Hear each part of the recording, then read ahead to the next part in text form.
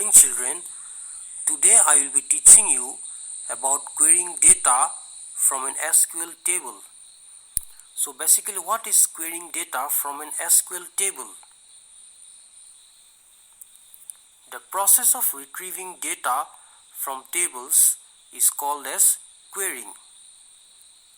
The retrieval of data is an essential requirement in any database. So MySQL provides the select statement to retrieve data from the tables. Now see the general syntax of the select statement. Just check the slide. See the general syntax. The general syntax of the select statement goes like this.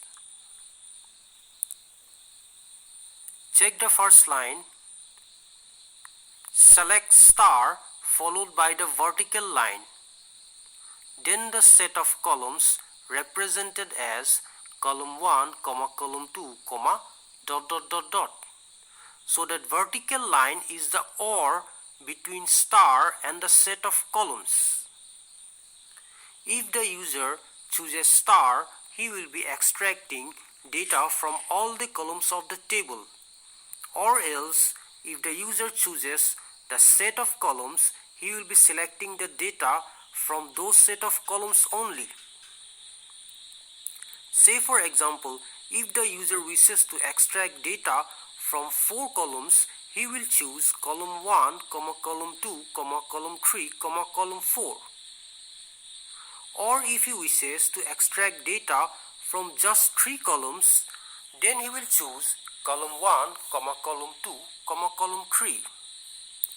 So it totally depends upon the user whether to choose star or the set of columns, where the vertical line between star and the set of columns is the OR.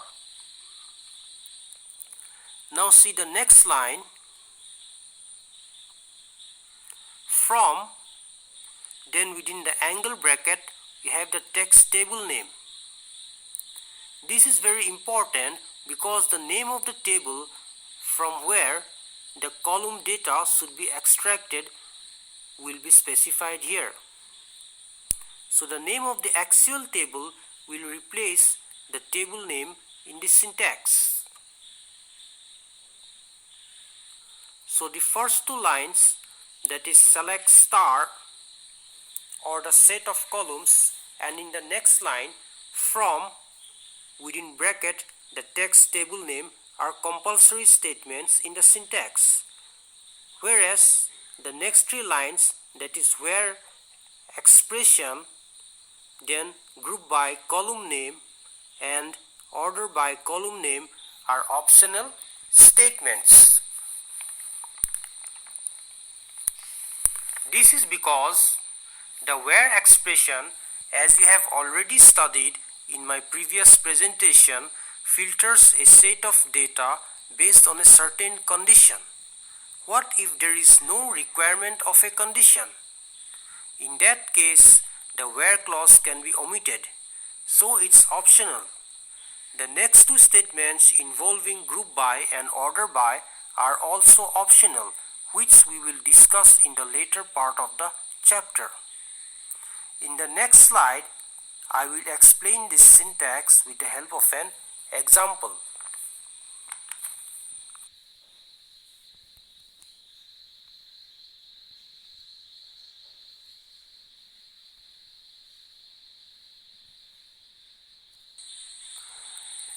Consider the table student as shown in the slide. The table student consists of 5 columns, namely roll name, address, phone and age. The first student John, he has the age 35. The second student Sarah has the age 32. And the third student James has the age 35. Now see the question below the table. The question says, write an SQL query to select the data of those students whose age is greater than 33. Now see the word data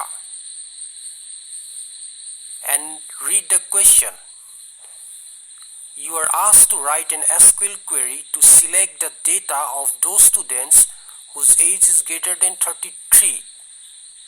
But the data here is unspecified. Now, they haven't specifically mentioned the columns, the data of which you are going to extract. Since they haven't specified any columns, you have to assume that you are going to display the data of all those columns. So, whenever in any SQL query, if the data is not specified, you have to presume it that the data of all the columns has to be extracted. So in that case, we are going to select the asterisk symbol, that is star. Now, in order to select the data of those students whose age is greater than 33, we write the query like this. Just check the slide. Select star from student. So here the star extracts the data of all the columns, that is, it will extract the data from roll number, name, address, phone, and then age. But there is a condition. That condition is specified by the where clause. The where clause says that the age should be greater than 33. Since the age should be greater than 33, you are going to select the data of those students whose age is greater than 33. So the statement is select star from student where age is greater than 33 followed by semicolon. On writing this statement, you will see the result as shown in the second table. In the second table, you can clearly see that only those students whose age is greater than 33 has been listed. That is, since John's age is 35, the record containing John has been listed.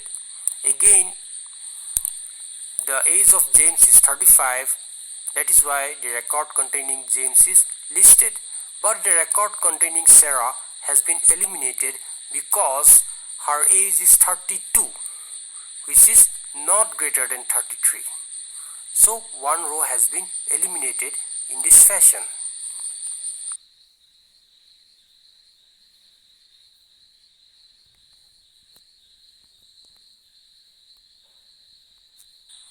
In this slide, just read the question. Write an SQL query to display the roll numbers and names of all the students. Now, if you read this question, you are asked to display the data only for two columns, that is roll number and names for all the students. That is why instead of using that star, you are going to specifically mention the names of those two columns, that is roll number and name. So just check the answer to that question. Write the SQL statement like this.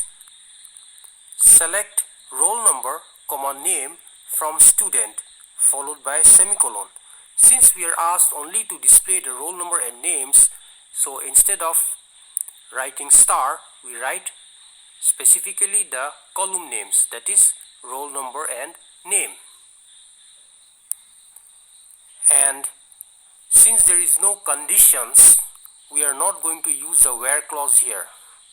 So we simply write the statement select roll number, name from student followed by semicolon. And the results are shown as listed in the second table, which clearly shows the columns roll number and name listing the students.